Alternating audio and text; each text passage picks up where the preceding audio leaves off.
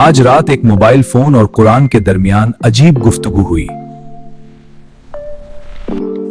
लोग सुबह आंख खुलते ही सबसे पहले मुझे देखते हैं और कई लोग दिनों तक मुझे खोलते भी नहीं। बैटरी 1% हो जाए तो सब पैनिक करते हैं,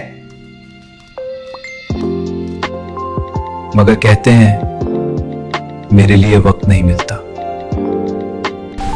वो खान तो मेरे साथ वक्त गुजारते हैं। मेरी बैटरी लो हो जाए तो सब परेशान हो जाते हैं। ईमान कमजोर हो जाए तो किसी को फिक्र नहीं होती। मैं हर वक्त उनके हाथ में होता हूं। मुझे उनके दिल में होना चाहिए था।